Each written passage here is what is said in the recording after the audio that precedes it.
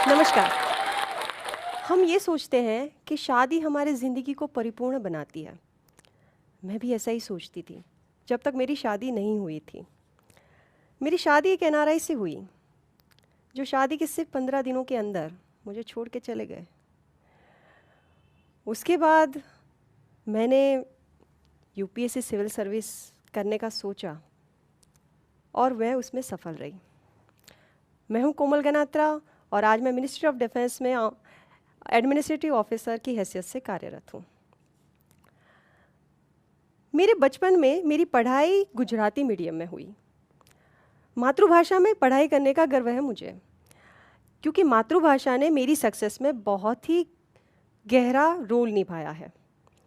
जैसे कि मैंने पूरी यूपीएससी एग्ज़ाम गुजराती मीडियम में दी और जिस साल मैंने क्लियर किया उस साल मैं गुजराती लिटरेचर की टॉपर थी। मेरे पापा टीचर थे। वो हमेशा हमें बहुत बड़ी बड़ी बातें सिखाते थे। माँ ज़्यादा पढ़ी लिखी नहीं थी। मेरे 2 छोटे भाई हैं जो आज अपने क्षेत्र में बहुत ही आगे पहुँचे हुए हैं। इसलिए क्योंकि पापा ने बचपन में ही हमें एम्बिशियस बनना सिखाया। मेरे पापा ने मुझे 4 साल की उम्र में ये सिखाया कि बेटा तू बड़ी होके आईएएस बनना। हालांकि हमारे एरिया में वहाँ पे यूपीएससी को लेकर जागृति आज भी बहुत कम है, तो उस समय में तो होती ही नहीं होगी। मैं बहुत छोटी सी थी, कुछ समझती नहीं थी, लेकिन मुझे ये पता था कि मेरे पापा मुझे बहुत इम्पोर्टेंस देते थे। हमारे घर में बेटा बेटी को लेकर कोई भेदभाव नहीं था। ये सब छोटी छोटी बातें बताना इसलिए ज़रूरी है कि ये छोटी छोटी परवरिश की बातें ये डिसाइड करती है कि ज़िंदगी में बच्चा कहाँ तक आगे जाएगा। जब आप अपने घर में ही बेटा बेटी में कोई भेदभाव रखते हैं तो ये उनकी साइकोलॉजी पे बहुत ही इफ़ेक्ट करता है। क्योंकि मेरे फादर ने मुझे हमेशा कॉन्फिडेंस दिया, मुझे बोला कि तुम श्रेष्ठ हो, ये समझाया। हालांकि हर बाप के लिए अपना बच्चा श्रेष्ठ ही होता है, लेकिन ये इन छोटी छोटी बातों से मेरा कॉन्फिडेंस डेवलप हुआ। मैंने फिर ओपन यूनिवर्सिटी से ग्रेजुएशन किया। ओपन यूनिवर्सिटी ने मुझे ये सिखाया कि कोई भी सब्जेक्ट जब आप खुद पढ़ना शुरू करते हैं तब कुछ भी मुश्किल नहीं होता, आप कुछ भी कर सकते हैं। उसके बाद मैंने 3 भाषाओं में अलग अलग यूनिवर्सिटीज़ से ग्रेजुएशन किए।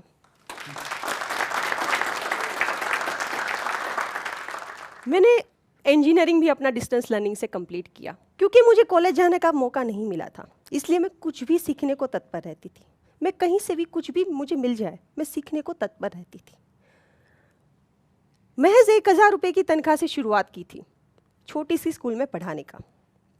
उस वक्त मैं कॉम्पिटिटिव एग्जाम्स की तैयारी कर रही थी। मैंने गुजरात पब्लिक सर्विस कमीशन का मेंस क्लियर कर लिया था। उस वक्त मेरी शादी एक एनआरआई से हो गई, लेकिन मेरे हस्बैंड नहीं चाहते थे कि मैं जीपीएससी का इंटरव्यू दूं। मैंने हालात के साथ सारे समझौते किए।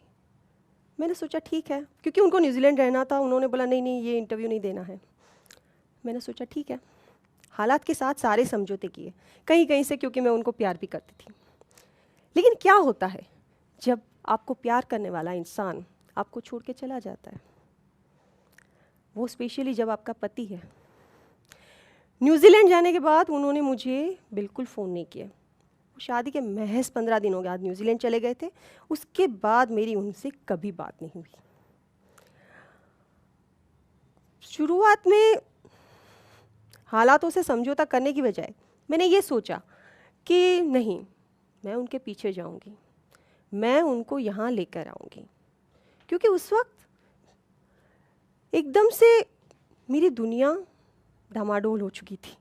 मैं ये बता नहीं सकती अभी कि मैं उस वक्त क्या फील कर रही होंगी। वो इतना बड़ा झटका था जिसको समझाया नहीं जा सकता। उसको समझाने के लिए शब्द नहीं है मेरे पास। इस प्रयास में मैंने न्यूजीलैंड की पूरी संसद को लिखा कि ऐसा क्यों है कि मुझे इस कानून से भी बड़ा ही अचरज होता था कि ऐसा कैसे है कि आपका पति किसी और देश में है और आप उस देश में जा नहीं सकते। मुझे ये बेसिक ह्यूमन राइट्स के विरुद्ध लगा। मैंने पूरी न्यूजीलैंड की संसद को लिखा। न्यूजीलैंड के प्राइम मिनिस्टर ने भी मुझे जवाब दिया, सब लोगों ने मुझे जवाब दिया। लेकिन क्या किसी इंसान को फोर्सफुली वापस लाया जा सकता है? और क्या किसी इंसान के पीछे भागना आपकी ज़िंदगी का मकसद हो सकता है? नहीं, कभी नहीं। मुझे समझ में आया कि आप हमेशा एक स्पेसिफिक गोल के लिए बने हुए हैं और उस गोल को, उस क्षमता को आपको पहचानना होता है। किसी इंसान के पीछे भागना आपकी ज़िंदगी का लक्ष्य नहीं होता है। उस वक्त मुझे समझ में आया कि शादी आपको परिपूर्ण नहीं बनाती है और एक स्त्री की आइडेंटिटी सिर्फ उसका पति नहीं होता है, वो खुद अपनी आइडेंटिटी बनाएगी। बहुत सी सामाजिक मान्यताएं होती है, हम समाज में रहते हैं, समाज हमसे बना हुआ है, हम समाज का हिस्सा है, हमें सारी सामाजिक मान्यताओं को फॉलो करना चाहिए। मैं मानती हूँ, बहुत ही ज़्यादा सोशल सिस्टम में मैं मानती हूँ, लेकिन कोई भी सामाजिक मान्यता आपके अस्तित्व के भोग पे नहीं होनी चाहिए। सबसे पहले आपका अपना अस्तित्व, उसके बाद और कुछ। और मैं हमेशा से ये मानती आई थी कि जो होता है वो अच्छे के लिए होता है, लेकिन उस वक्त तो समझ में नहीं आ रहा था कि इसमें अच्छा क्या हो रहा है। बहुत बड़ा झटका लगा था, टेंशन भी था, सिर्फ अपना ही नहीं, मम्मी पापा का भी, क्योंकि उनकी बेटी की दुनिया भी डामाडोल हो चुकी थी। उनको भी झटका लगा था कि एकदम से क्या हो गया हमारी बेटी के साथ। सारे परिवार वालों को, सारे समाज को आप क्या जवाब दोगे, क्या बोलोगे, कहाँ है आपका पति? उस वक्त मुझे लगा कि बचपन में पापा ने जो मुझे सिखाया है वो सपना पूरा करने का समय आ चुका है, और हालात भी थे। लेकिन वो डिसीजन इतना आसान नहीं था। डिसीजन के सामने, क्योंकि मैं सामाजिक नियमों से बड़ी दूर थी, मेरी जगह कोई और होता तो क्या करता और करना क्या चाहिए था।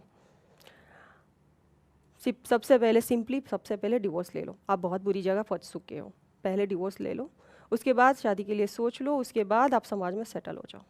ऐसी सलाह लोगों ने मुझे दी थी, लेकिन मैंने कभी नहीं सोचा कि अब शादी वाले मामले में मुझे क्या करना है। मैंने हमेशा ये सोचा कि अब सबसे पहले मैं अपना कैरियर बनाऊंगी, सबसे पहले कैरियर, उसके बाद ही मेरी ज़िंदगी में कुछ भी होगा। मैंने यूपीएससी की प्रिपरेशन करने का फ़ैसला किया।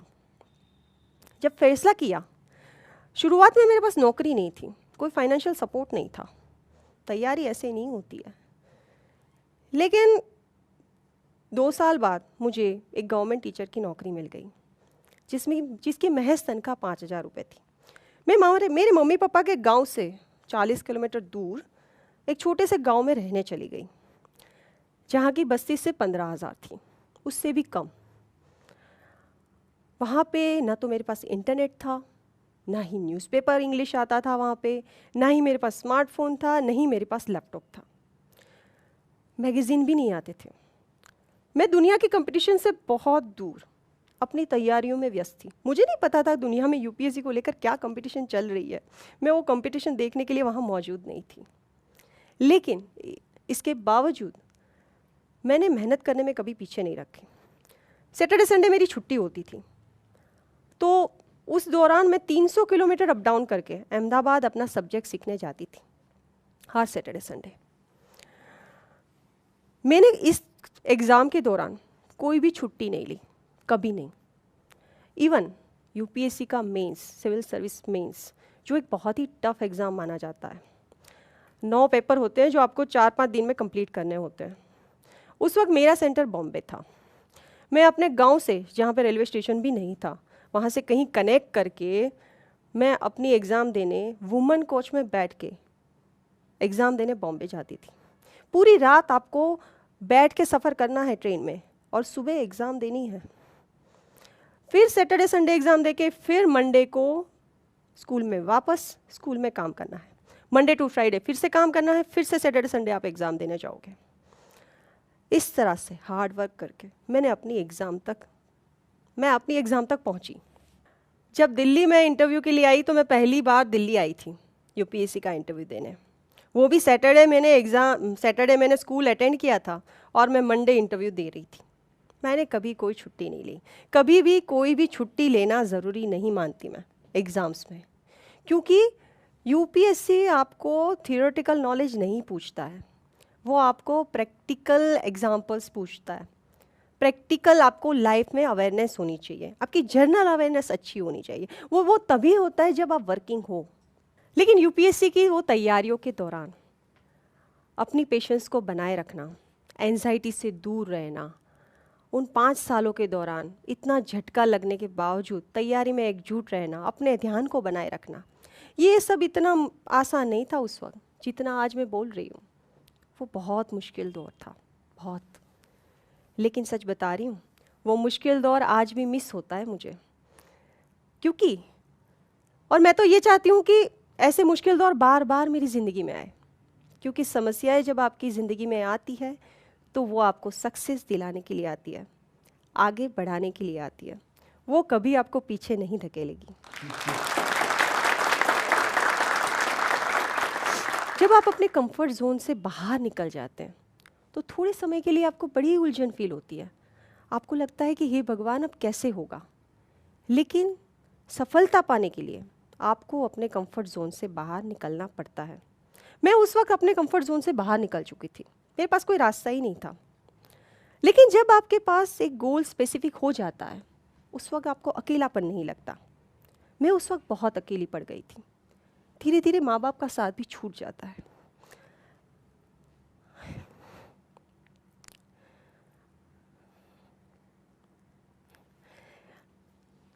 कभी कभी मैं सैटरडे संडे भी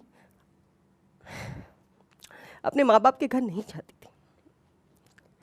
मुझे ये भी ख्याल आते थे कि ये लोग मेरे बारे में क्या सोचते होंगे, कि मैं ऐसा क्यों कर रही हूँ, मेरे पति कहाँ हैं। मेरे पास कोई जवाब नहीं था। लेकिन मैं हमेशा ये सोचती रही उस वक्त कि जिस दिन मुझे सक्सेस मिल जाएगी उस दिन इन लोगों को जवाब मैं दे दूँगी। लेकिन इसकी कोई गारंटी नहीं होती। UPSC is not a guaranteed.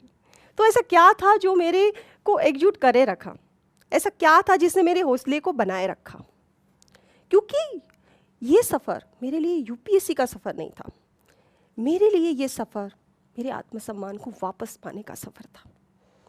और एक स्त्री जब अपने आत्मसम्मान को वापस पाने के लिए आगे बढ़ती है तो उसको कोई नहीं रोक सकता।